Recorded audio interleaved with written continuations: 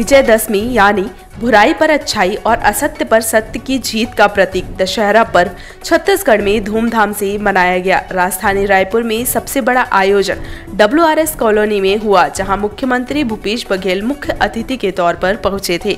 मुख्यमंत्री का पूरा परिवार इस आयोजन में शामिल हुआ। टीवी धारावाहिक रामायण में भगवान राम की भूमिका निभाने वाले अरुण गोविल और सीता की भूमिका निभाने वाली दीपिका चिखलिया भी आयोजन में शामिल हुए। उनके अलावा स्थानीय विधायक, महापौर सहित बहुत से जनप्रतिनिधि और अफसर भी शामिल हुए।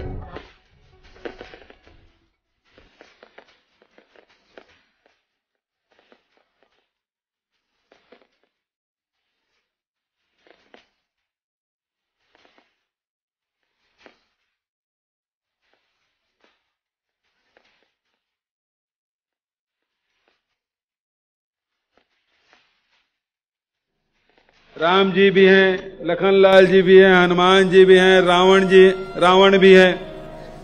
सभी हमारे कलाकार हैं। मैं सबका स्वागत करता हूं। अरुण गोविल जी को हम लोग बहुत पहले से देख रहे हैं। जब उनका पहले सीरियल आया था विक्रम बेताल, उसमें हम लोगों ने देखा। फिर उनकी पिक्चर आई पहली, और दूसरी पिक्चर थी सावन को आने दो। मैं श्रीमती जी से पूछ रहा था, हम लोग इनका पिक्चर तो देखे, कौन सी पिक्चर है? तो सावन को आने दो हम लोग जाके थिएटर में देखे थे। और उसके बाद तो फिर जगत प्रसिद्ध जो सीरियल आया रामायण, और रामायण के माध्यम से जन जन के प्रिय हमारे अरुण गोविल जी, और उतने ही प्रसिद्धि आदरणीय दीपिका चिखलिया जी को मिली। पहले सीरियल में ही आपको हम लोगों ने देखा, उसके पहले किसी कार्यक्रम में नहीं देखा था। तो पहली बार दीपिका जी को रामायण सीरियल में हम लोगों ने देखा। और मैं कह सकता हूं कि राम के किरदार में, सीता के किरदार में इन दोनों महान कलाकारों ने पूरा न्याय किया।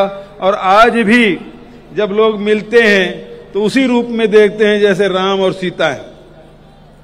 तो आज हमारे रायपुर में, छत्तीसगढ़ में, दक्षिण कौशल में जो माता कौशल्या का ननिहाल, जहां भगवान राम का बाल्यकाल भी बीता, वनवास काल में भी सर्वाधिक समय उन्होंने व्यतीत की। हमारे कोरिया जिले में हरचौका है, सीतामढ़ी है, जहां माता सीता ने रसोई बनाई थी। वहां से लेकर भगवान राम ने जो सबरी के मीट जूठे बेर खाए थे, सबरी जी का मंदिर है।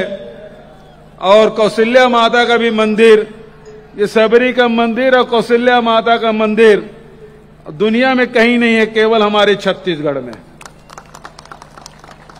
तो ऐसे छत्तीसगढ़ भगवान राम को राम बनाने में यदि सर्वाधिक किसी प्रदेश का योगदान रहा है तो वो छत्तीसगढ़ का है।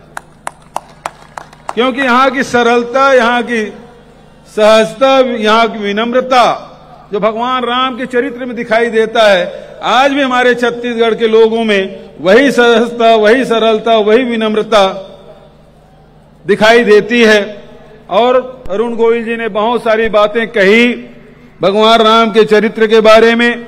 मैं उन बातों को दोहराना नहीं चाहता, लेकिन आज एक समय था जब दुष्ट प्रवृत्ति का होता था, और जो अच्छे व्यक्ति हैं, सज्जन व्यक्ति हैं, वो उसमें सारी सज्जनता के गुण दिखाई देती थी। लेकिन आजकल ईश्वर ने ऐसा कुछ कर दिया है कि दोनों गुण अंदर आदमी के भीतर में है, उसमें सज्जनता भी है, दुर्जनता भी है। तो आज प्रतीक के रूप में हम रावण को, कुंभकर्ण को, मेघनाद का दहन तो कर रहे हैं, लेकिन ये संकल्प हमारा होना चाहिए कि हमारे अंदर की जो बुराई है, हमारे अंदर जो क्रोध है, लोभ है, मोह है, मत्सर है, हमारे अंदर जो घृणा है, हमारे अंदर जो हिंसा है, उन सब को समाप्त करें। ये इस अवसर पर संकल्प होना चाहिए। मैं इन्हीं शब्दों के साथ पुनः दशहरा समिति के सभी साथियों को बधाई और शुभकामना देते हुए कि आपने इतना बड़ा आयोजन हर वर्ष की भांति इस वर्ष भी आपने आयोजन किया, हम सबको आमंत्रित किया और इस अवसर पर हम लोगों को भी आप सबके दर्शन करने का अवसर प्रदान किया। इसलिए समिति के सभी साथियों को हृदय से धन्यवाद देते हुए आयोजक जितने भी हमारे जिन्होंने लगातार रावण के और कुंभकर्ण के, मेघनाथ के हर साल बनाते हैं, क्या नाम उनका, WRS के द्वारा बनाया जाता है, जो छत्तीसगढ़ का सबसे बड़ा सबसे ऊंचा ये रावण 111 फीट का। उसी प्रकार से जो यहाँ आतिशबाजी लगातार कर रहे हैं, जो भी लगातार दर्शनीय रहता है, उनको भी मैं बधाई देता हूं। सभी को बधाई और शुभकामना देते हुए हम सब के अंदर जो बुराई है उसे समाप्त करें, हमारे अंदर जो असत्य है, हमारे अंदर जो अधर्म है, उन सब को समाप्त करें। ये पर्व अधर्म के ऊपर धर्म की जीत, असत्य के ऊपर सत्य की जीत और अंधकार के ऊपर प्रकाश की जीत के रूप में इस पर्व को मनाते हैं। आप सबको बधाई और शुभकामना देते हुए अपनी वाणी के विराम देता हूं। धन्यवाद। जय हिंद, जय छत्तीसगढ़। बोलिए सियावर रामचंद्र की।